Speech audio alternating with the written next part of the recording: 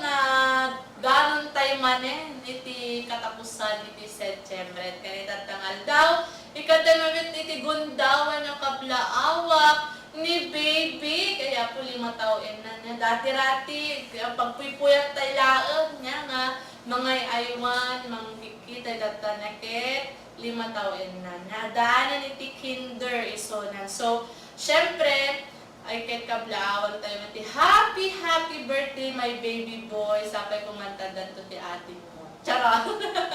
Nya, so nya ti feeling na nandoon to ti baby niya. So itatangal daw September 30 na imbag nga oras kada kay amin na imbangal daw iti Sabado. End of the month. Kato nubigat ay tayo man sang bayan iti bulan iti Oktubre. Yan. So, digiti daduma, ay please be good to me. Kung nadamanin niya. Kung digiti daduma, tawag na di dyan, sapay lang kung mata dati pag-birthday yan next month. Yaya po, manuman lang aldawan bumakat manenti taon. Ang kasla talaga itibyan niya. Hantay talaga, manutot itawen tayo na po, bangdanin tayo sumagpati 30. Ay, charot. Next year pa lang day dyan. Naibagat yung pudno nga.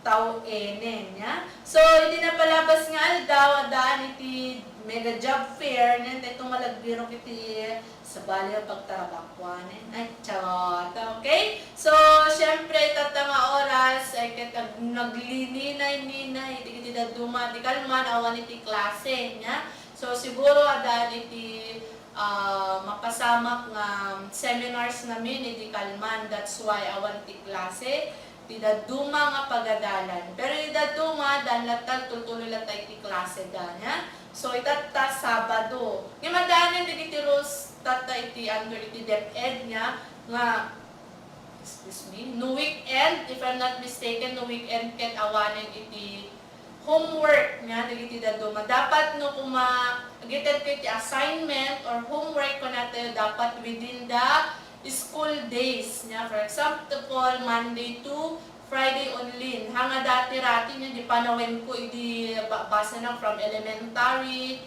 high school, and even college niya. No Friday apo amin nga subject ket adanti assignment ten. So dati kastoy nga Sabado talaga nga tawag na dyan, talaga nga totally Google ka iti panagaramit ti assignment mo. Tapno ti Sunday, ina na, awan iti pampanunutin nga assignment. Ayan. So, kasdi tayo iti, na sino ti nakapadas nga kasdyan. So, for example, kung makit one day laing talaga ti na natin panagbasa tayo. Nya? So, no Sunday iti, awang pamat lang ti cellphone, mapanak makikaruba, tano laing nga danti, kaya-ayang ko. Sino napadasa na makikaruba tapno buya, nya? So, dati napadasak na ti kasdyan. Pero haan nga di bang kamakibuya ti karuba at dati oras ti panagbuya mi dati, nya? Kasi, syempre, taginginain mi palang ti presyo ti kuryente. So that time manon ti presyo ti kuryente ti per kilowatts hour na 14, 16.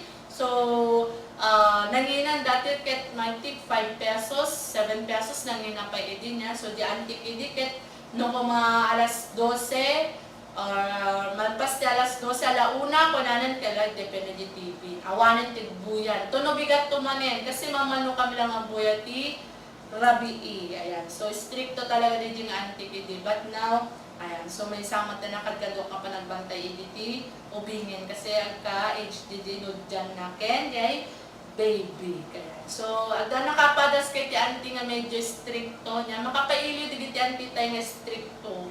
Nga no, ararigan kat isudat ti talaga nga mangtinggar kanya tayo no kung natin matinggar tinaganak tayo. So, daw na dyan tayo kaya no, ni mamang mo na kamabaot, hindi ni antim-anti ba ang mabaot kanya niya. No ni mamang mo, ni papang mo kumakit na ka nga masamo idi, nakamakas dyan niya, maopresaran idi tabisi, ni auntie, pero ni uncle iti, mangkita kada tayo niya. So, thankful tayo tadan ti auntie, kada uncle tayo nga itorturing na tayo nga naganak niya. So makapamiss dito nga aunties tayo. So no mangibyuman, hello, auntie ken uncle.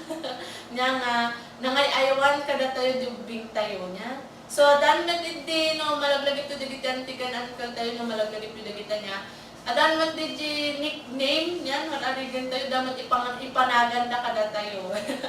So, dikit yung uncle tayo niyan, until na awan damat niya. So, malaglagip ko dikit yung uncle kung nasa kanya at awan damat niya. So, hendak no may pasyaran pang-asiyo.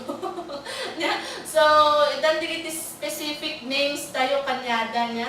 May bagada kung manikastoy, ayan na ni kastoy, ayan na ni kasta. Ngayon till now, siguro rin manutaw ang nila kay kung hanang muna niya talaga nga gusto nga palayaw ko dyan sa Ildefonso. Tamo na joy laen, joy to the world. Ngem, haan kayang. And I'm thankful the name of joy niya kasi nakilala tayo sa pangalang yan. Ya? So, deta managan, iso tinagrugrugbyak met iti media. Ya? So, dito IHC nagrugrugbyak niya. Dati happy hours lang iti. Nung malaglagip ko laeng iti first day of parang isalang ko i-ticket ako pigpiggergerak nagbabasa laing iti. Hindi ko na doon di suggestions, request. Ayan, nakaput-putong taypay lang idi. Ngayon, ayan, so medyo bimagin. And I'm very thankful na napadasan din di kastoy. Dati-rati di hanak palain na awan ko ti college life niya, high school na palang or elementary. Dati prospect ko ti biyag ko. Yan. So number 1, hindi teacher na pa, nagtatlohan na nga managbabain. Kasi no, dama makamamo kanya, part kanya ti biyag ko niti managbabain. Hindi ko mapangatimay sa nga lugar or baro ka pailain ket han ka nga nadaras nga gadjas. So medyo dabain-bain mo, ayan niya. No, nakakumayaban di ka doon, hindi ka mga ni, nagbuntog-buntog ka, kung nalang talaga niya, bain-bain ka, ayan. So rin nung kumakayat mo ti makilangin-langin, parte di kinataon ti bain-bain, ayan. So, kaya ko ti bring teacher. So, part talaga from elementary hanggang college yung teacher lang niya. Pero it's not my future. And then one time, siguro lang yung istorya din po. One time, buhay na ti TV. Ano, asano damot nga ta, kasano damot nga ta nga, maka-acting dagito yung artista, paano ka andyan sa loob ng TV, paano ka mapapanood dyan sa loob ng TV. And then sabi ko, one day siguro kit mapadasak to magtidagto ng TV. And I am here now. So unexpected, siguro yun yung naging nature of work ko niya.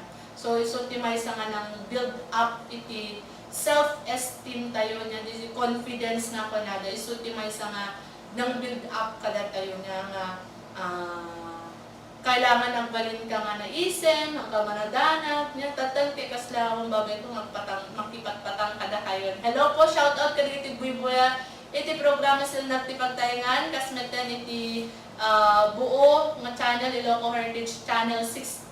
Ayan, so don't forget to like, share, and follow po dito yung Ilocos Heritage. Tapno makita yung mo, dito na dumadong mga live programs and programo met Ilocos Provincial Government of Ilocos Sur niya. From dito na dumadong mga programa da. Tapno mapapintas, ma-build up pa, niya pwede dito ka sa pulan, may build up dito probinsya tayo nga Ilocos Sur. Kaya kasakbayan na nga ito pa ipabuya, dagiti dumapay nga programa niya. Danto ti pabuya kada kayo under iti press con, under iti Department of Health. Ngayon kasakbayan na deta, agpalagip tayo tayo. Nueva Segovia Consortium of Cooperatives. Ti kooperatiba ano bayagin nga sesarili karang ti Ilocano iti amyanan Luzon. Ti kooperatiba ang manpapaay ti serbisyo, benepisyo, ken mangisakit kariti empleyado ken miyembro na. Ti Nueva Segovia Consortium of Cooperatives wano NSCC ket adon tinatulungan na. Babayin met iti namayat alangin-langin ken kooperasyon dagiti miyembro ken mangimatmaton. Adon tinaturoasan ti kooperatiba. Adupay dagiti naynayon ang kasdek akas ti NSCC Farm, Chicharon Processing Facility, Macro Laboratory, kastameten ti NSCC Plaza ken NSCC Business Center. Isungan niya pelang ter orayem makikampingkan iti kadakilan a kooperatiba iti probinsya. The Nueva Segovia Consortium of Cooperatives suman na NSCC. Imatmatunan na daytoy ni Dr. Gibina Kenny. Arapa po ganiti makay ayo abuya iti uneg iti pagtaengan. Anyaman nagasapulam kas ti moderno a klase iti silaw ada dati chandelier, LED lights ken na dumapay. Kasabay karigiti agkakapintas a toilet bowl, wall claddings, stainless sa lababo, kastamenten na dumaduma ti klase na a tiles ken na dumapay a materyales agkasapulan ti pagbangon ti balay.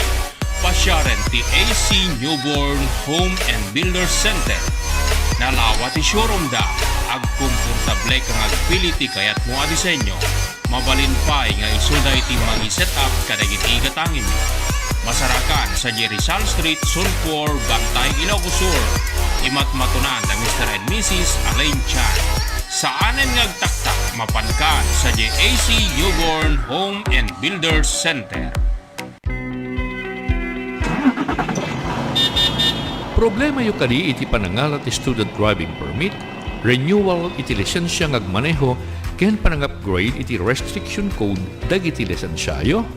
Solbaren dagiti nga problema yo iti RX Driving School. Ti RX Driving School ken accredited iti LTO ng eskwelaan. Amang ipaay kadagiti sumaganad. TDC wenno theoretical driving course. Kasapulan daytoy kadagiti mangalat ti student permit.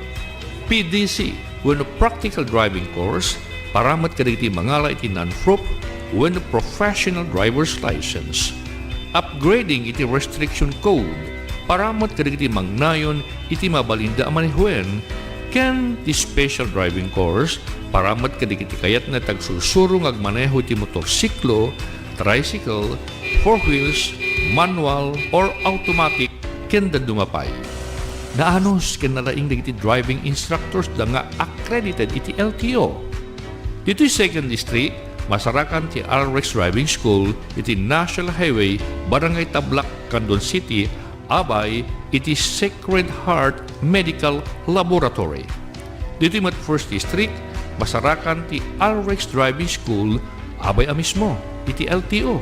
Dita poblasyon is San Ildefonso, Ilocos Sur. Ken dita probinsya ti Ilocos Norte, masarakan ti RX Driving School iti along the National Highway, Barangay Kalagip, Batak City, sango ti Lucondia Cultural Center ken Mariano Marcos Memorial Hospital.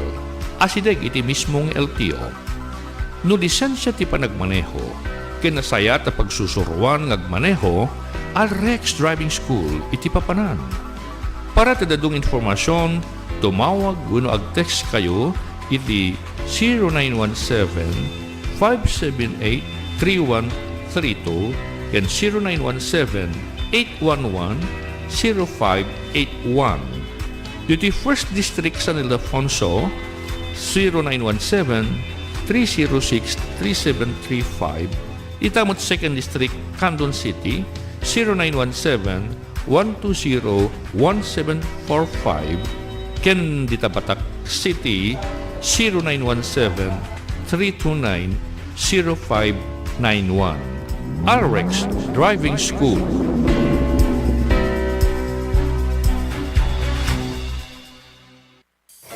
No serbisyo analaka nga catering ti masapulyo, adda iti Caril's Garden Catering Services ang masarakan di Mabini Street, Barangay Rizal, Kabugaw, Ilocos Sur. Adu pa iti agkakaimas nga makan ti inkay pagpilnyan. Ken saan lang kadayta, na ornos ti serbisyo da, napintas iti set up da. Ken saan yon a problema no kasapulan nyo iti venue, acoustic, lights and sound, tadapay kanyadan. Oray anyaman nga okasyon ket mabali nga rambakan kas iti kasar, birthday, anniversary, reunions, meeting, ken dumapay. Caril's Garden and Catering Services ti kapintasan ken kalakaan. Nadaras pay akasarita ti akin bagi ani Sir Carlito ken Maricar Asena. Wenno kontakin iti numero 0917-799-1273 wenno 0917-799-5110. Caril's Garden and Catering Services. Umay kayon! As the heritage province of the North reopens to tourists, it launches the all-new Tour Ilocos Sur app. A quick guide to Ilocos Sur at your fingertips.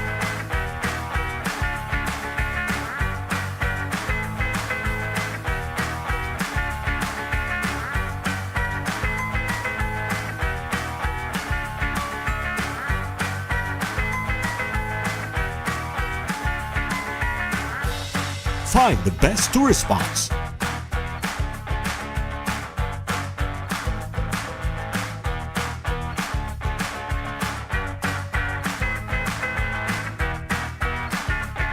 Hotels.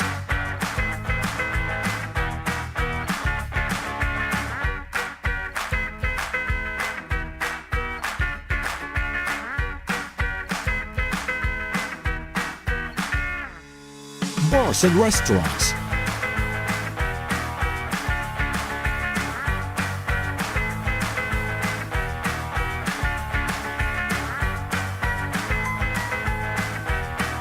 And authentic Ilocos Sur products and food.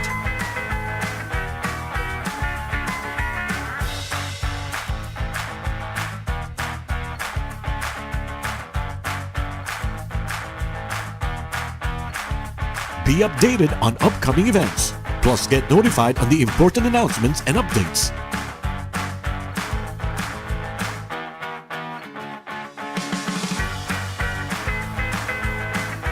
Available for global download on Android and iOS. The Tour Ilocos Sur app. Historical becomes digital.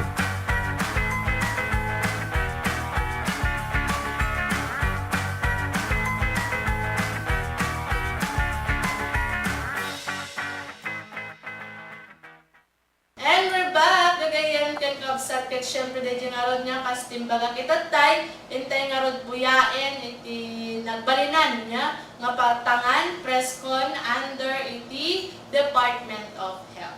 Ngayon po ay sasagawa po natin yung 7th and special edition of Kapihan sa DOH in partnership with the Ilocos Sur Medical Center. And before we start our program, I call Ms. Rowena to conduct the opening prayer.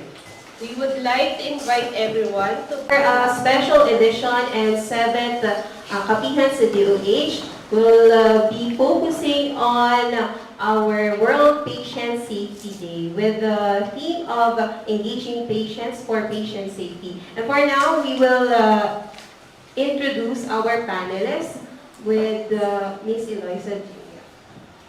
Ayan. Thank you, Miss Iris. Good afternoon po sa ating lahat. Usually we conduct this kapihan sa Yellow Cab at City of San Fernando, La Union. And right now, kami po yung lumapit dito sa ISMC po to conduct this very special episode po ng kapihan. Allow me to introduce our panelists for this kapihan. First, we have our Chief of Hospital, Dr. Angel D. Trinidad III. Good afternoon po. Good afternoon. And then we have our medical specialist and the chairman of Patient Safety Committee, Dr. Tom Louis J. Acosta. Good afternoon po. And last, we have Dr. Maria Eloisa Hadlock Q, our Vice Chair for Patient Safety Committee here at Ilocos Sur Medical Center. Good afternoon po. We will also like to acknowledge our media partners here present at our Kapihan sa DOH, Mr. Eden Albian from DZLS, and Sir Albert James Mones of IHC, Julius Tinaza, and Sir Nelson Cabreros from DWRS, Sir John Albert and Sir Nelson from DWRS, and Ma'am Joy Yame from PIA Ilocos Sur will be throwing the questions to our panelists. So, reminders lamang po sa ating pong mga media partners na let's keep it short and simple yung ating pong mga questions and the topic, doon lang po tayo magpo-focus sa ating pong world patient safety. And sa mga panelists din po natin, sana masagot ng lahat ang mga katanungan ng ating pong mga media partners ngayong pong hapon po na ito. So, ating pong mga media partners, sino po ang unang pong magtatanong? Yes po. Bago pa pala ng ating mga katanungan na galing po sa ating pong mga media partners, opening statement po muna from Dr. Tom Louis Acosta. Yes, so first and foremost, I'd like to greet everybody very pleasant afternoon. Thank you for being a part of our celebration for World Patient Safety Day. Special itong episode na ito, since sabi nyo nga, it will be the first time na you will be venturing out of your comfort zone. Of course, you do this in Yellow Cab San Fernando every month. No? So thank you for taking the time, making the effort to be here with us today and to be part of our festivities for this year's World Patient Safety Day celebration. Ayan. Next for our statement din po from Dr. Maria Aloyza Hadlock Chu. Doc pa on daw po ng mic. Hello. Good afternoon, everyone. Good afternoon to my co-panelists, to everyone here today, and also to our audience. It's the first time, and actually, ISMC only started last year, and we are very honored to have you here today to celebrate the World Patient Safety Day with you, and also to share this to our viewers. So thank you so much. We would like to help people be aware that patients should also be involved to help us prevent harm and decrease the risks for any untoward incidents in the hospital. Yes po. And lastly, from Dr. Angel Trinidad. Hi, good afternoon to everyone. I really appreciate the efforts given by the Centers for Health Development Ilocos in support of for Ilocos Sur Medical Center, not only in this activity, also in the previous activities. We are grateful for their full support.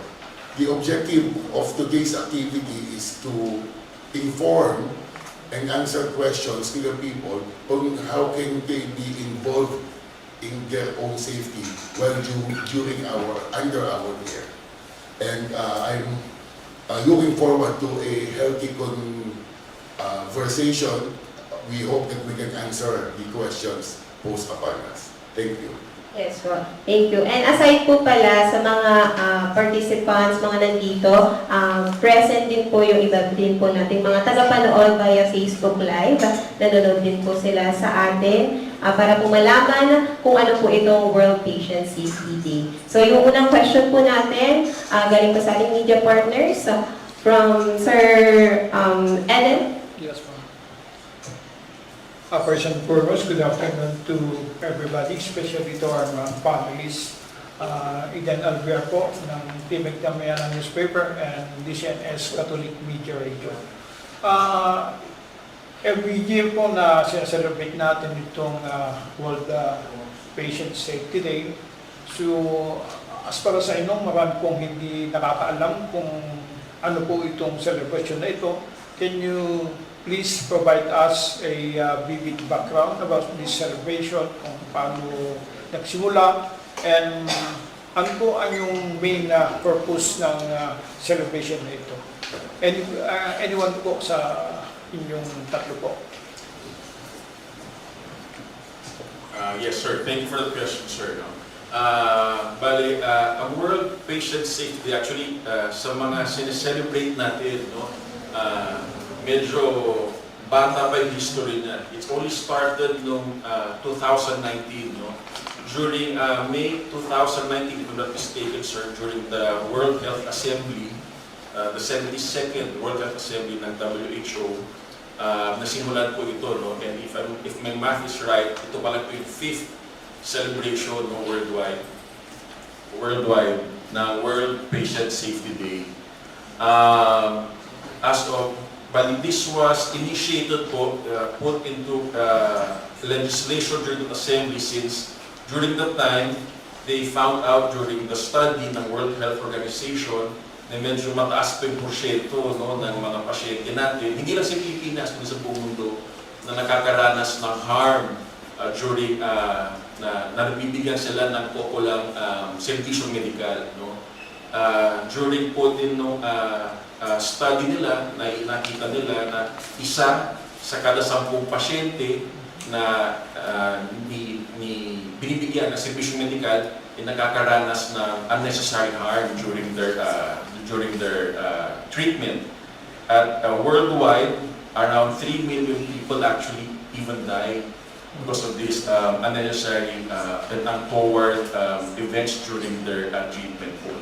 So this was the driving force for the legislation that led eventually to the World Patient Safety Day, and for this year, ito po yung ika-5. And the Philippines, being a member nation ng World Health Organization, has been active in celebrating this since 2019, September 2019.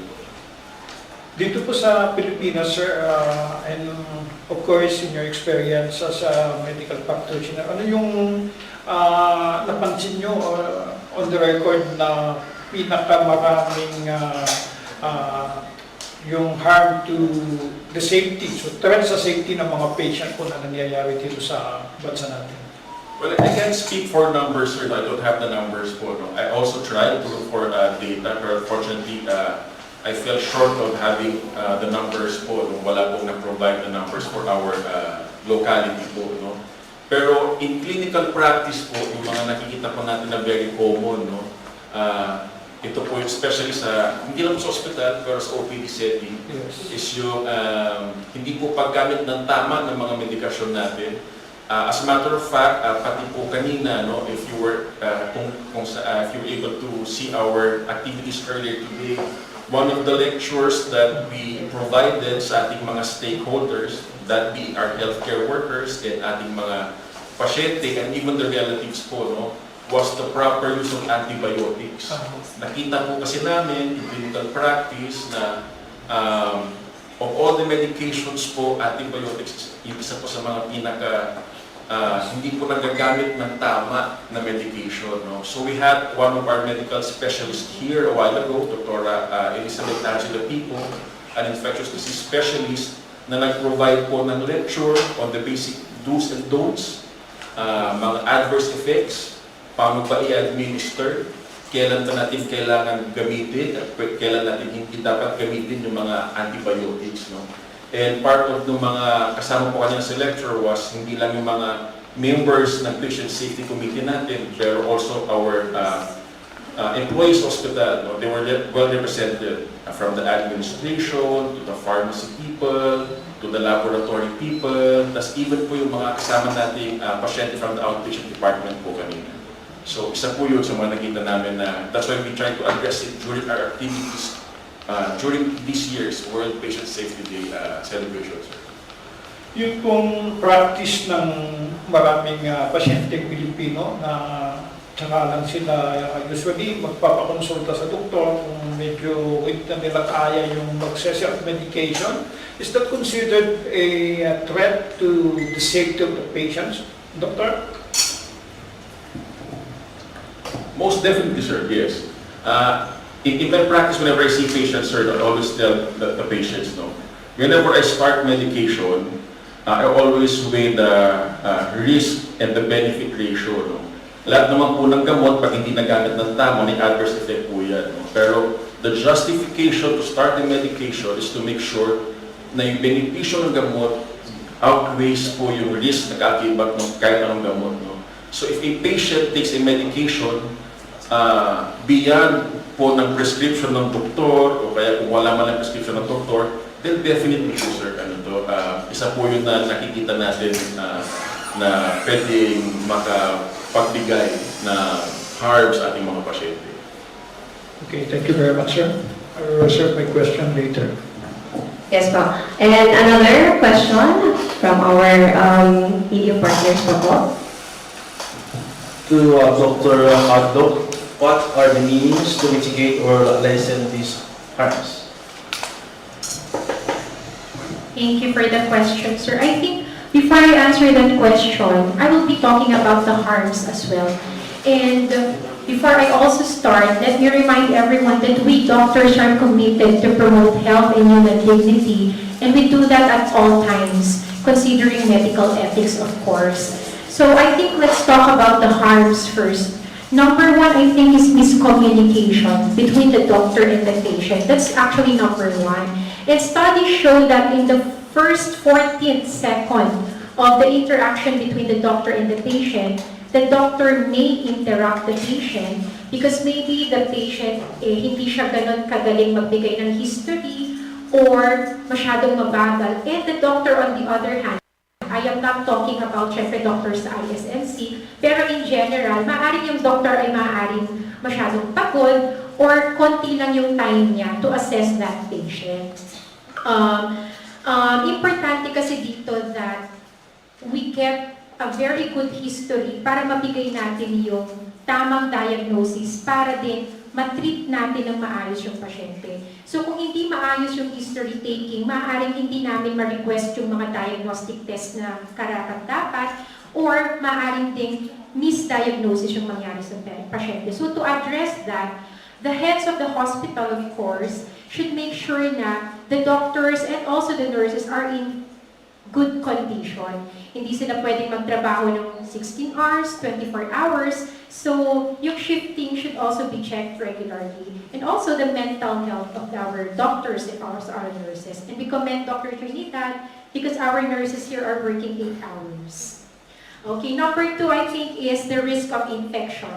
The risk of infection that comes from the doctor to the patient. So, hindi lang yung patient yung pwedeng mag-cause ng infection dun sa doctor, but during physical examination, hinahawakan ng doktor yung pasyente, hindi naghugas, pwedeng ma-transmit yung infection dun sa isang pasyente. As well as with nurses also. When they do IV insertion, hindi naglinis, hindi naghugas ng kamay, tapos hindi lininisan ng maigi yung kamay ng pasyente. So maaari din yung mag-cause ng IV line infection or if they do not remove also unnecessary lines.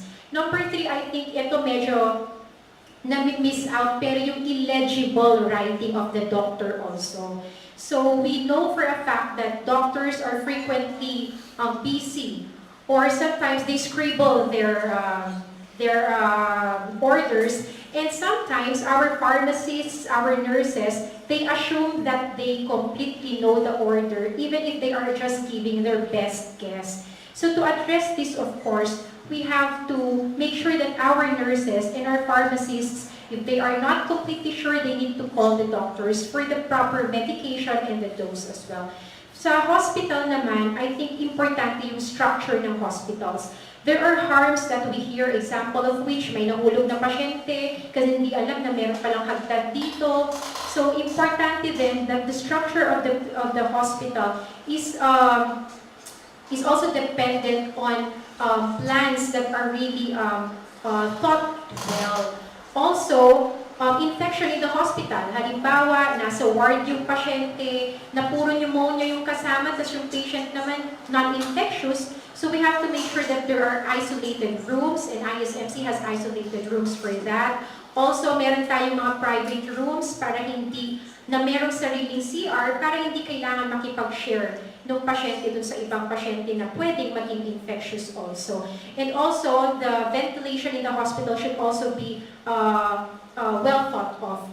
And number three also, I think, example dito ay yung wrong patient.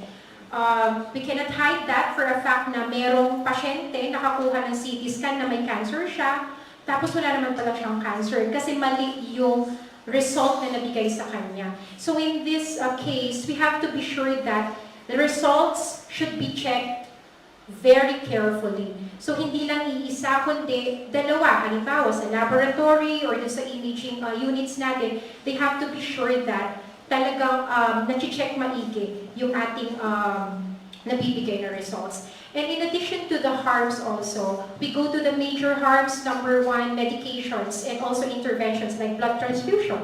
Halimbawa, the patient is given a certain medication or the patient undergoes blood transfusion and the patient has allergy to that medication or the blood, for example. These are things that are inevitable. So hindi naman kasalanan to ng doctor. But what is very important here is the doctor clearly explains to the patient the possible risks of the intervention or the medication. Also, yung mga major harms like surgery. Merong nangyari, kailangan i-amputate yung left leg, pero ang na-amputate ay yung right leg. That happened in America. No, the nurse prepped the right leg, but the one that should be amputated should be yung left leg. And yung ating ortho doctor naman was not able to check well, pinutol na lang din yung right leg na naka-prepare. So another is yung mga naiiwan na mga foreign bodies inside the bodies also.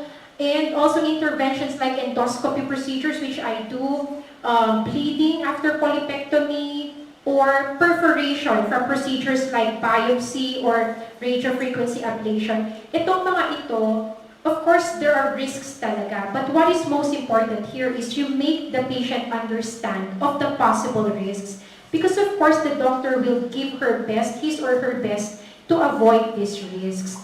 And also, included in the harm are premature discharge of patients. Pinauwi ng pasyente, ay ng doktor, kasi mag-out of town, example lang po yun, pero hindi pa dapat umuwi yung pasyente. So, the patient might come back prematurely also for readmission. And lastly, the patient goes home without understanding fully kung ano yung sakit niya, ano yung mga gamot na binigay. So, before a patient goes home, I think it is very important for us to explain kung para saan yung gamot na ito, at kung ano yung mga consequences. Like for example, naka-anticoagulant or blood thinner yung pasyente, to prevent clots, but unfortunately in high doses it may cause bleeding. You have to explain that to the patient and also explain na meron kailangang follow-up check-up sa mga pasyente.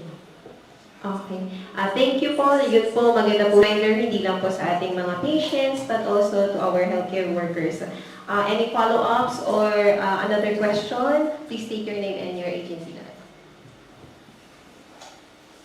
Julius Tinasa from DWRS po, ma'am.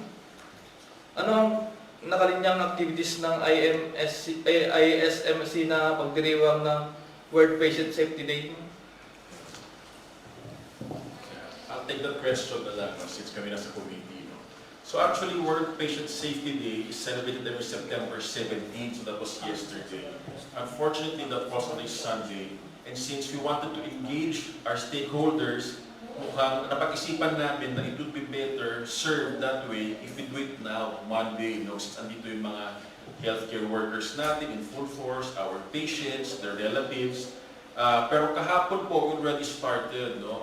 We even posted pictures. So, One with the World in celebration of World Patient Safety Day. We basically lit up our institution in orange as a sign of solidarity in celebrating this day. Tapos ngayon po, isa sa mga nakita namin kasi na we need to address, unfortunately, although nasa healthcare institution kami, meron pa rin po sa amin, guilty po, na hindi nakakaalam talaga kung ano ang patient safety. No? So for us to address this, nagpa-poster making contest po kami kanina. No? We got representation from all departments. And we made a criteria, ginudge namin para ma-promote kasi we wanted to advocate patient safety in the institution. Another is, I think I already touched on this kanina, we also had a lecture. We agreed on a lecture that we did kanina para ma-engage namin yung mga pasyente natin sa OPD and even our own healthcare workers. And also this po, that's why we are very, very grateful po na you decided to join us this day to celebrate World Patient Safety Day. And yun po, basically yung mga nakaline up namin activities for this day po. Okay. James Monses po from Ilocos Heritage Channel 16. This question will be directed to Dr. Hadlock. Paano natin mahikayat ang mga pasyente na makipag-coordinate sa mga healthcare professionals ng kanilang mga hinaing upang maiwasan mga risk, error, or harm mangyayari tuwing magbibigay kayo ng mga serbisyong medical, Doktor? Mahihikayat natin yung mga pasyente. Of course, first and foremost, we have to have a good patient and doctor relationship. You can ask the patient, kumusta ka dito sa ospital, paano yung treatment ng mga nurses, ng mga ibang healthcare workers inside the hospital. And we also have feedbacks dapat, no, where patients are freely able to write down their comments, their suggestions for the hospital and how they felt while they were in the hospital para we can improve yung ating services na mabigay and also to prevent harm to our patients. If I may add to that, the theme for this year's celebration is to elevate their voices, the patients' voices. So we have to inform them, we have to encourage them to have co-ownership of the health that we provide them, for the health services that we provide. And on our side, we must be receptive to these concerns by the patient. The important thing is we inform them that they should engage.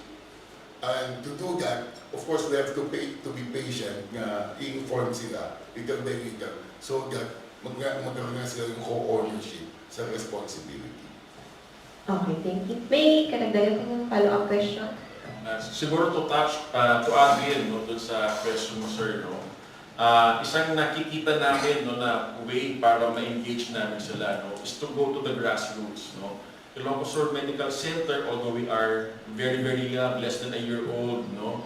And kasi Ilocos Sur Medical Center will be here to stay and we are going to be a part of the community definitely. So isang nakikita namin din during our quarterly meetings with the committee was eventually we want to venture out into the grassroots and be part of the community. We reach out to the community. No? Yun po yung nakikita namin na para ma-engage namin sila. Bakit pa ba natin aantayin na magkasakit yung tao before natin ipaalam sa kanila na may patient safety tayo sa ospital, no? Pwede tayo pumunta sa kanila, nakikita namin, we reach out to the community. And actually, eventually in the future, we even plan to engage with our local LG hospitals, namely Tagudin District, Narvacan District, tapos Santa Lucia District. Hopefully, in the succeeding celebrations po ng World Patient Safety Day, makasama namin sila in celebration of this day as well. Alright, thank you. So another question is, ano po ang mga nakikita niyong mga plano para sa mga susunod pa na pagdiriwang ng World Patient Day para mas may palaganap pang mga layunin sa pagdiriwang ng araw na ito? With regards to, may mga ano pa, for example, next year may mga plans pa, future plans pa po ba ang ISMC for this Patient Day, doctors? Yes, sir. Basically, po lang po, follow up on what I said earlier. Yun na po yun. No? Ngayon po kasi our celebration here, yung tinano namin, is basically limited lang po sa institution namin. No? Pero in the future po, we would like to include, we'd like to work closely with our LGU partners ng mga hospitals. Like again, mga district hospital natin. Since under the tagline nga po, di ba, one Ilocos Sur, no? So we would like not only to serve Candon City, pero Ilocos Sur as a province po. So we would like to work closely with our district hospitals, our partner LG institutions, in celebrating this day po. So yun po yung immediate na nakikita namin, plano namin for next year. We wanted to do that this year, but unfortunately, we weren't able to do so. With the time constraints and everything else that we were taking care of. Pero that is one thing that we were looking forward to. Okay, thank you. Thank you very much. Another question from Ma'am Joya. Good afternoon po, Ma'am and Sir. I'm Joya Kimuyo from the Philippine Information Agency in Ilocos Sur. Doc, balikan lang po natin yung mga nasabi niyo po. I think you've touched some programs na po ng ISMC. Yung mga programa nyo po dito na maaaring makapag-advocate ng patient safety para sa ating mga pasyente. I-elaborate lang po, sir.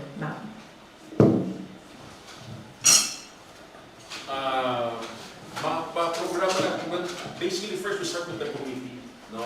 We are working tirelessly as a committee to advocate for patient safety. We also do, as part ng program namin is to educate nga ba, to advocate. So we do regular lectures, especially kasi nakita namin for the medication. No? So yung mga previous lectures na nagawa namin, for example, ngayon po kasi with medications, kapag sinabing medication, ang naisip lang ng tao, yung tableta lang yan o zero. No? Pero marami tayong mga medications in different preparations. No? So for the past couple of months, I'm not sure what month, we did a lecture on the proper administration of insulin. Kasi hindi po masyadong pamilyar yung mga pasyente natin on how to administer insulin. No? I think that was during the diabetes awareness, something po, no? Sinama namin yun. No? Here kasi, especially when we started, madami na kami ng pasyente. Diabetes is one of the leading causes of morbidity sa ngayon po. No? So we wanted to address that, and that was one way that we wanted to incorporate that problem and with the patient safety for how to administer it. Certain respiratory medications, I think no, asthma awareness din, I'm not really familiar with the title. No? Pero we demonstrated proper use of certain respiratory medications sa ating mga pasyente sa OPD during that time. So isa po yun, education. Sa panahon po ngayon, nakita namin na isang valuable tool is the advent of social media. So we already put up a Facebook page ng Patient Safety Committee, and we would like to utilize that avenue to engage our patients. No? We encourage them to send questions po sa amin, sa Facebook page namin, kung may mga gusto silang i-report, kasi isa rin po yan sa programa namin. No? We cannot act on problems if they are not reported sa amin. So we need to be aware of those as well. So we encourage them to, fortunately, wala pa po nagre-report. Sana wala, pero it's only prudent to assume eventually meron po yan. No? And if that happens po, then the Patient Safety Committee will be there to address those certain issues po. And yung nakita namin na grassroots program na eventually would like to venture to the community and engage them na mismo. Hindi naman antayin na maging pasyente pa sila before namin ipalam na meron tayong patient safety. To make them feel comfortable and safe. During my trainings din kasi, one stigma kasi na kanina, no, when I was giving a message when we opened the activities, no, one of the stigmas na nakita namin is hindi maganda, feeling ng mga pasyente, if they are in a government hospital, they are not getting the same benefit compared to a private institution. No? Dahil lagi ko narinig, dalhin mo na lang sa ganito, dalhin mo na lang sa ganito. Eventually, our vision is, pag sinabi nila, diba, nakita natin, sabi nila, kunwari, yung sasabihin nila na dalhin mo na lang sa ISMC, gusto namin, eventually sabihin nila, dalhin mo na sa ISMC. Yun po yung nakikita namin nag-vision namin sana. Thank you po, Doc. ISMC opened just last year po, and I think in our, sa pagkakalam po namin is ISMC yung lang po yung nag-invite on this celebration. So, let me just ask po, ano po yung siguro mga challenges po ninyo in preparation for this celebration, and also in the future, baka maging week-long or month-long celebration na po ito? Challenges. Basically, the challenges were minimal because of the full support of the HFDU of CHD1. For that, we are thankful, especially to Dr. Cheryl Buhong, who expressed and given support and advice on how do we go about this. Since this is our first celebration of the World Patient Safety Day. Challenges were there, but minimal and further minimized by the full support given to us by CHD1. Okay, thank you. Another question from DWRS. Doc, good afternoon. I'm Nelson Cabreros from Commando Radio. Doc, sa ngayon, ano po ba ang mga services offered natin sa Ilocos Medical Center para mahikayat po ang mga patient na pumunta dito ngayon, sir? Oh, thank you for that question. Right now, we are offering outpatient services from 8 a.m. to 5 p.m.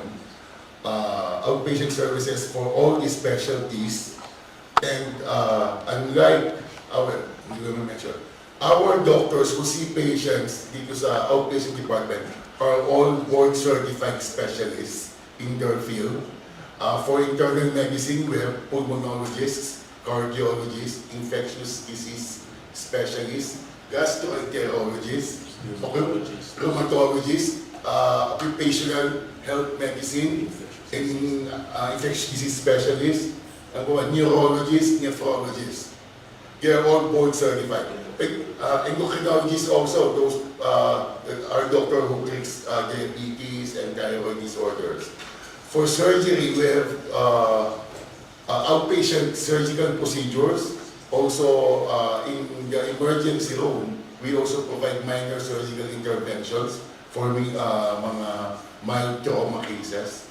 Also in the OPD, we have OBGYN specialists who provide prenatal care up to the point that they will deliver their babies in our institution. Pediatrics also, we have a full complement of five board-certified pediatricians. For our inpatient services, we are now presently 75 at level 1 hospital. We can provide care for cases of general cases of patients. Laboratory services, our clinical laboratory is almost complete, almost 100% complete, and we are soon to offer anatomic laboratory services. Radiology services that we are proud of, we have a full range of X-ray examinations, 2D echo, ultrasound, CT scan, and MRI. Our MRI would be only the second MRI in Ilocos Sur. In the future, we hope to open late this year or as early as next year our hemodialysis services and our physical rehabilitation services for our neurologic patients. Yes, Doc. Doc, in the future, malaking bagay po ang pagkakaroon ng airport dito sa Quezon City para i-cater ang mga pasyente, lalo na yung mga may grabing sakit, Doc, lalo't makabago na po yung mga gamit natin dito, Doc. The airport would go two-way. For example, we can cater patients coming from other locations to be admitted in our facilities.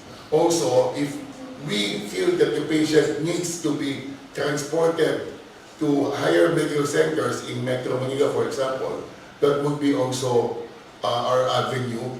But more than that, our emergency supplies and diagnostic tests that needs to be transmitted faster, we can also use this airport. I think that this will be a 1.2 or at least a 2-kilometer runway which can accommodate at least a double engine plane, passenger or commercial flight in the near future. Well, near future is about 3 years from now siguro, because the work is just starting this month. Okay, thank you. Another question pa po sa ating mga media partners from Kirat Pass. Good afternoon, doctors. Nabanggit na lang din po yung airport. Alam naman po natin na malaking bagay yung airport, pero yung noise pollution po niya, mukhang makaka-apekto rin po sa mga patients. Yes, that should be a concern. However, as early as February of this year, the Civil Aviation Authority of the Philippines conducted an air and noise pollution baseline survey this year in our compound in order for them to compare how much kung gaano kalaki yung magiging effect ng noise and air pollution ng construction and operation of the airport so that they can mitigate these bad effects.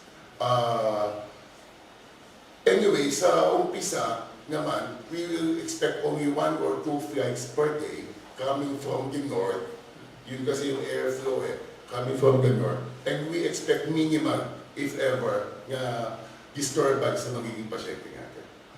And I think community airport pa lang po muna ito. I think so, community airport. I am not really involved in the intricate plannings. Pero community airport is smaller and the planes that should be accommodated is also smaller. Sir, update lang po. Level 1 pa rin po tayo sa operation. Yes, level 1, but as early as the first week of October, we will be requesting for an inspection for a level 2, 200-bed hospital. Which means, pag level 2 na po tayo. Pag level 2 tayo, we will be able to provide ICU services.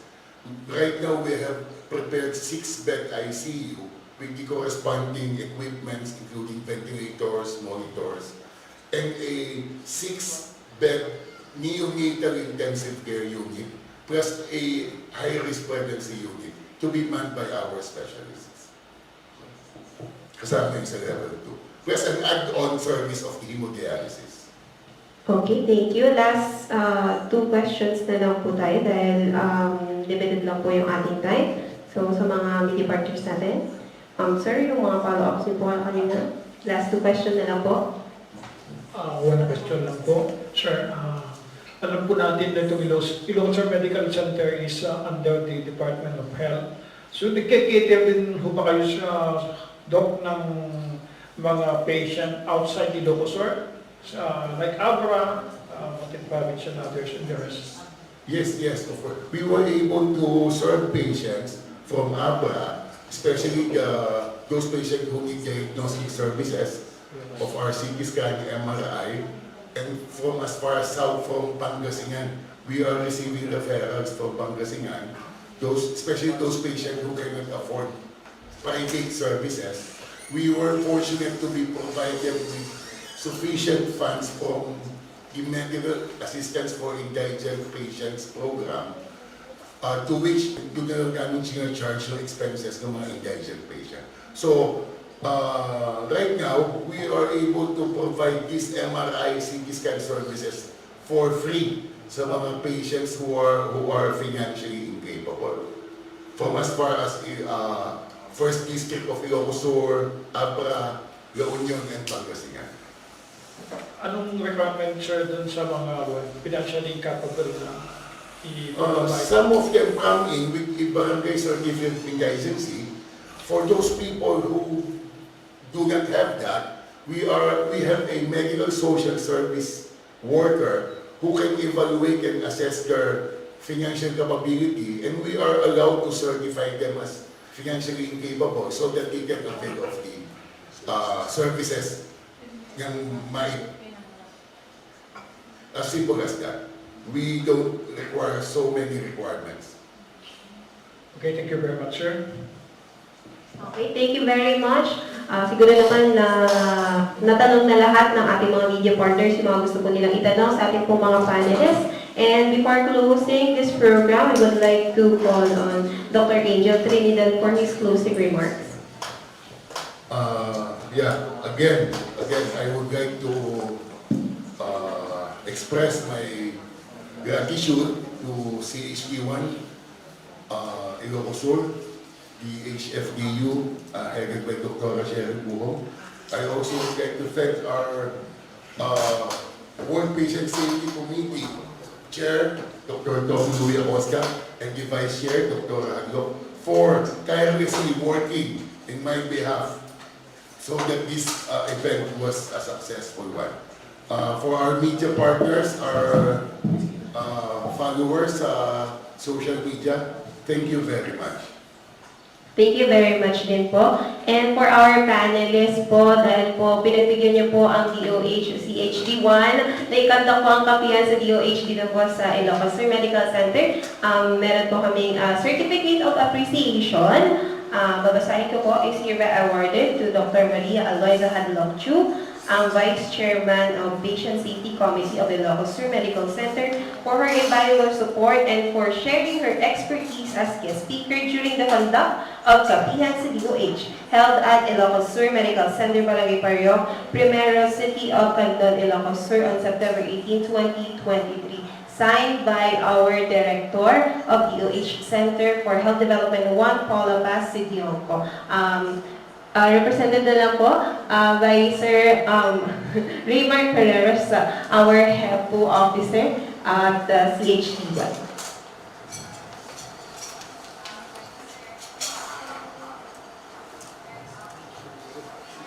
Next is another certificate of appreciation to Dr. Tom Louis J. Acosta and to Dr. Angel Trinidad III. Together with the certifications of appreciation are the tokens po for our guest speakers for today.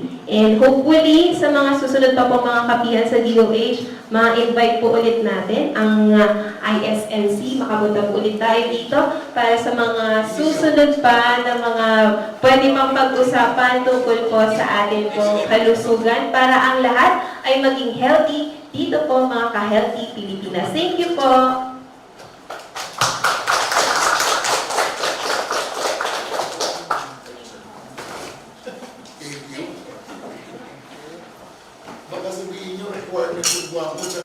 Nueva Segovia Consortium of Cooperatives. Ti kooperatiba ano bayagin nga nagseserbi kadang ti Ilocano iti amyanan a Luzon. Ti kooperatiba ang manpapaay ti serbisyo, benepisyo, ken mangisakit kariti empleyado ken miyembro na. Ti Nueva Segovia Consortium of Cooperatives wano NSCC ket adon tinatulungan na. Babayin met iti namayat alangin-langin ken kooperasyon dagiti miyembro ken mangimatmaton. Adon tinagduruasan ti kooperatiba. Adupay dagiti nainayon ang kasdek, akas ti NSCC Farm, Chicharon Processing Facility, Macro Laboratory, kastameten ti NSCC Plaza, ken NSCC Business Center. Isungan niya pelang ter orayem makikapengkan iti kadakilan a kooperatiba iti probinsya. Ti Nueva Segovia Consortium of Cooperatives suman na NSCC, imatmatunan na daytoy ni Dr. Gibina Kenny. Arapa po ganiti makay ayo abuya iti uneg iti pagtaengan. Anyaman nagasapulam kas ti moderno a klase ti silaw kada ti chandelier LED lights ken na dumapay. Kasabay karigiti agkakapintas a toilet bowl, wall claddings, stainless sa lababo, kasamenten na dumaduma ti klase nga a tiles ken na dumapay a materyales agkasapulan ti pagbangon ti balay. Pasyaren ti AC Newborn Home and Builder Center. Nalawa ti showroom da, agkomportable kang agpili ti kayat mo a disenyo. Mabalin pa nga isuday ti magi-set up kadagiti katangin. Masarakan sa Rizal Street, Sunpor, Bantay, Ilocos Sur. Imatmatunan na Mr. and Mrs. Alain Chan. Sa anen ngagtaktak mapankan sa JAC Newborn Home and Builders Center. Problema yu kadi iti panangalat ti student driving permit, renewal iti lisensya ngagmaneho, ken panang-upgrade iti restriction code dagiti lisensyayo. Solbaren dagiti nga problema yu iti RX Driving School. Ti RX Driving School ket accredited iti LTO ng eskwelaan. Amang ipaay kadagiti sumaganad. TDC wenno theoretical driving course. Kasapulan daytoy kadagiti mangalat ti student permit. PDC wenno practical driving course paramat kadagiti mangalat iti non-prop wenno professional driver's license. Upgrading iti restriction code paramat kadagiti mangnayon iti mabalinda a manehuen ken ti special driving course paramat kadagiti kayat na tagsusurong agmaneho iti motorsiklo, tricycle, four wheels, manual or automatic ken da dumapay. Naanos ken nalaing dagiti driving instructors da nga accredited iti LTO. Dito'y 2nd District, masarakan ti RX Driving School iti National Highway, Barangay Tablak, Candon City, abay iti Sacred Heart Medical Laboratory.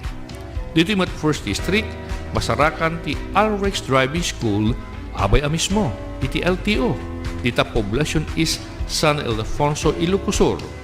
Ken dita probinsya ti Ilocos Norte, masarakan ti RX Driving School iti along the National Highway, Barangay Calagip, Batak City, sango ti Lucondia Cultural Center ken Mariano Marcos Memorial Hospital.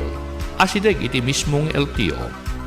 No lisensya ti panagmaneho, kinasayat at pagsusuruan ng maneho, al Rex Driving School iti papanan. Para tadadong informasyon, tumawag uno ag-text kayo iti 0917-578-3132 and 0917-811-0581. Dito First District San Ildefonso, 0917-306-3735. Itamot Second District, Candon City, 0917-120-1745. Ken Ditabatak City, 0917-329-0591. RX Driving School.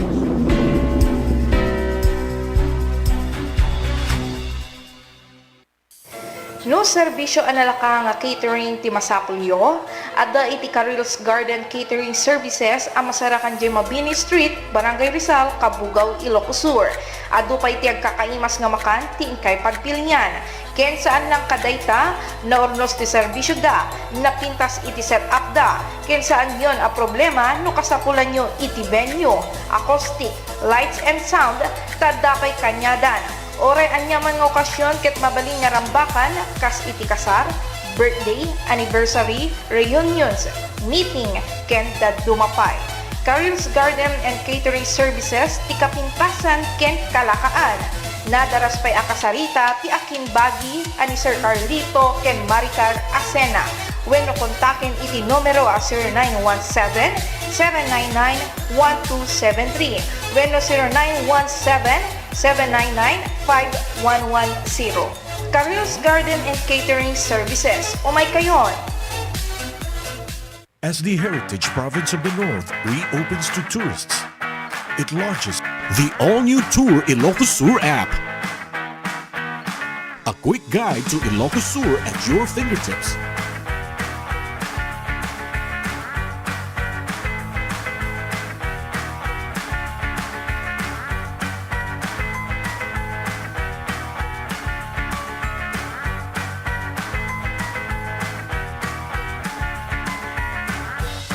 Find the best tourist spots.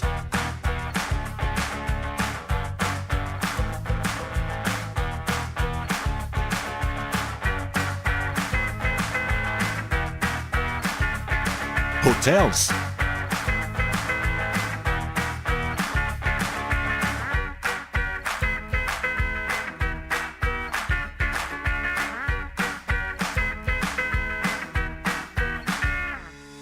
Bars and restaurants.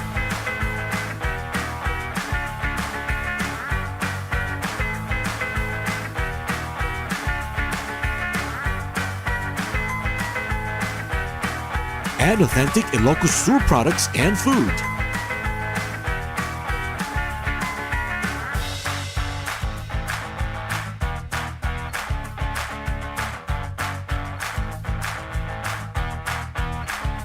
Be updated on upcoming events, plus get notified on the important announcements and updates.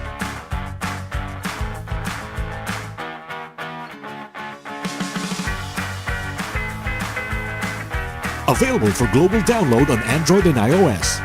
The Tour Ilocos Sur app. Historical becomes digital.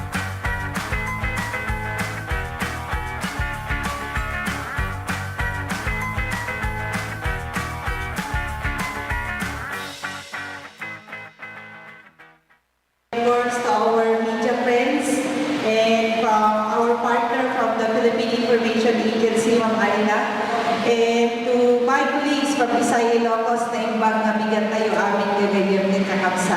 So it's nice to see you again, familiar faces. Sabi nga po namin, kayo po ang katuwang namin sa pagpapalaganap ng mga mahalagang informasyon about sa Philippine Science High School Ilocos Region Campus.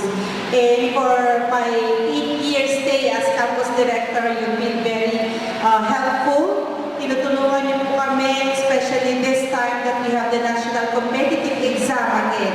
So, bumalik na po ang written exam ng Philippine Science High School. However, what we learned from the pandemic is infusing now the predicted grade sa ating application process. The admission process now is that examinees or applicants will take the national competitive exam. So, ibig sabihin ko, if we have more than 15,000 applicants in entire Philippines, lahat po na batang ito, there will be mathematical model to predict po kung sino po yung top 15,000. Nasubukan po namin itong PNG na tinatawag through after 3 years, I believe our model is already okay. So, with that model, ini-infuse na po namin yan para talagang masala kung sino yung dapat lang kumuha ng eksaminasyon. So, 15,000 examinees po ang ating babantayan this November 18. So, ang deadline po ng aming application will be October 13. So, sana po ay tulungan niyo po kami to convince again incoming scholars, ito po ang mga grade 6 pupils, to try our national competitive exam. For our elementary pupils, libre po, at ang ating mga galing sa privado, ito po ay magbabayad po sila ng 300 pesos. So, again, sa ngalan po ng Philippine Science High School, nagpapasalamat po kami sa inyo sapagkat sa presensya nyo, tutulungan niyo po kami na ipalaganap po itong balitang ito. So, welcome po sa ating ASTV, Advanced Science and Technology Building.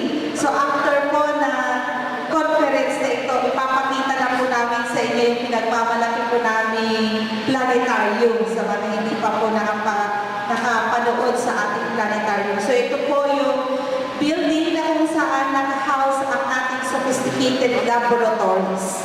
So, later, magkakaroon po tayo ng tour within this building para ma-appreciate nyo kung gaano ka-blessed ang mga pumapasok po na scholars namin dito.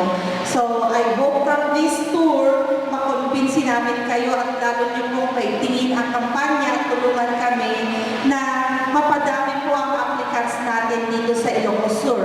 And this is the first school year po na mas marami na po ang taga-Ilocos Sur. So it's actually a good thing, a good indicator. So that means po, dumami po sa tulong nyo. I believe sa tulong nyo po, napadami po natin ang mga taga-Ilocos Sur. So nasa 241 scholars out of 644 na po tayo na estudyante na nag-aaral dito sa Philippine Science High School Ilocos Region Campus. So, thank you very much, and I think this is now the start of the press conference po. Thank you. Ayan, hindi ko pa si Ma'am Jennifer Rabang, and also Dr. Mary Grace Navarro, Student Services Division Chief po ng Pisay, and also, of course, recently awarded ng Pag-asa Award nga po si Dr. Ronaldine Nabasca Orteza, ang Campus Director po ng Pisay. Ayan, so, wag na po natin patagalin, since na-mention na po kanina ni Ma'am yung mga ibang information din dito, pero of course, meron pa rin tayong mga katanungan and clarification. So for that, simulan na po natin. Ayan, so we have from PTV, Ma'am Lernie Bulan. Ayan, Ma'am.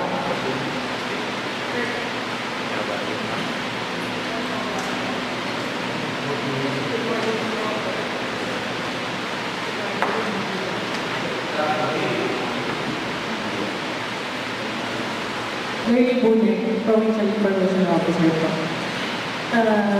For the 15,000 na kukunin natin, ma'am, may kung ano po yung criteria for criteria natin para makuha natin yung mga bata for grade 6 na mag-exam po for competitive exam. So, ang hinihingi po namin na data nagagaling po sa mga aplikante, ito po yung grades nila sa science math, kung saan nanggaling na eskwelahan. So, I think yun po yung kasama sa PNG na tinatawag. These are variables. And then, pinag-aralan na po ng Office of the Executive Director yung historical data ng mga papasok. So, yun po ang inilalagay po na data. Ma'am, kailan po yung pwedeng application date ng mga bata? Application date, ma'am? Oo, yung mga mag-exam. Nagsimula noong June 15, tapos magtatapos po ang deadline ng application ay October 13 po. Yes, ma'am. So, ma'am, sa June until now, hindi pa po ba natin narimit yung 50,000 yung nakapag-asa po ba yung mga applicants natin? Actually, ma'am, as of this time, intensive ang aming application kasi less than 200 pa lang kami sa IRC. So, ang tinatarget po namin quota ngayon ay sana makaabot po kami, pabalik na po kami sa aming normal quota, which is 2,500 po sana ngayong taon. So, ngayon po ay pumupunta ang mga empleyado namin sa iba't ibang eskwelahan para makumpinsi talaga para ipasubmit na sa kanila yung application form. So, hopefully by next week, ilang libo na po kami. So, we are waiting actually for the application forms. Yes, ma'am. So, ma'am, yung application po natin, yung mode of application natin, pwede online or kailangan na lang personal application? Ma'am, yung online portal po natin, pwede po silang mag-apply online. Pero yung iba po, nagsasubmit po sila ng application forms and kami po yung nag-encode. Mostly po nag-encode po kami ng mga application forms. So, parang medyo kaya in-intensify po namin yung Ilocosur para mas marami pong applicants na pumunta po sa Visayas Ilocos po. For other provinces like Abra, kumustahin po namin yung mga applicants? Meron po bang Abra, Ilocos Market na applicants po ba? Yes po, ma'am. Usually po yung Abra po kasi dito po sila sa Ilocos Region Campus. Instead po sa Parsi, kasi po mas malapit po dito. And then even po sa Cagayan Valley, meron po kami campus po doon. Pero yung Sanchez Mira and Claveria po, dito po yung prefer nila sa Ilocos Region. Thank you, ma'am. And thank you po, Ma'am Lurdy Bunay, ang Provincial Information Officer po natin dito sa Ilocos Sur. And so, next question po natin, Sir Ron Taan from Ilocos Heritage Channel, sir. Bang Dani.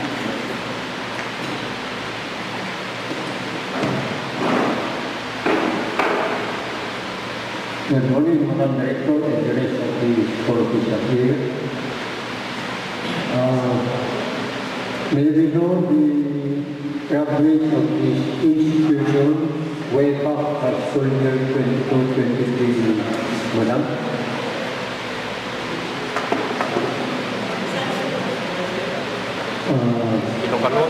Pwede na naman Dr. Post kasi pagdala ng school year 22-23. He recently graduated. Sir, we have 85 graduates po. Last year. 85 po. So, this 55 agad ka doon po, Madam? Answer, different provinces from Ilocos Norte, Ilocos Sur, Pagtaengan, and adapted outside the Ilocos region, sir. Pero majority of them from Ilocos Norte. Okay. This to say, kumadadong di maalang acidic sa eskwela kayo. Compared to previous years, dandali one time sa kayo ko.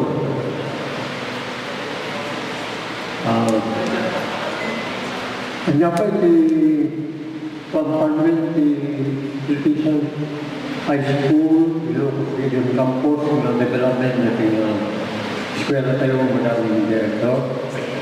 Actually, sir, pag-abaran niya new project at takat, dyan pa nagpatakdan ni rehabilitation of our community center to yung dating rehabilitation sa tagbalin niya state-of-the-art namin sulit lang ka-isuti disaster-proof na building nito ko namin. Tawid what happened, nga dyan ganun tayo ako, in me, PJ, ayan, i-design na it should have an isolator. medyo isolator. So, ngayon nung makikitain ito nung maitad to amin yung mundo na. So, first phase pa ilang apo DJ araming nalitata na tangatawon sa the pondo na which is 14.5 million.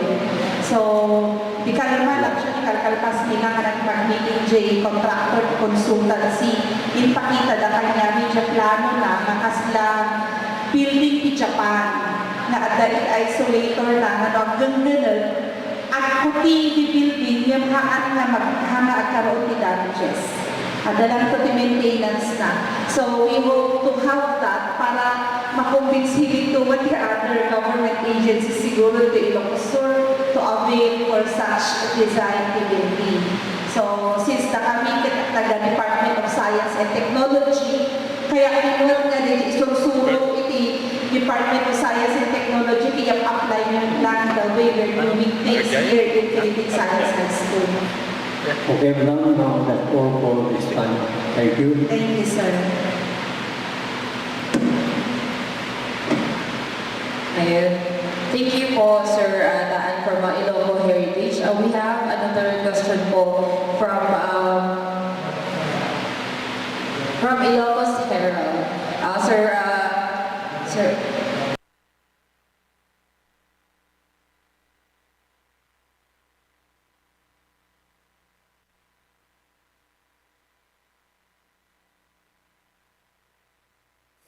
No serbisyo analaka nga catering ti masapul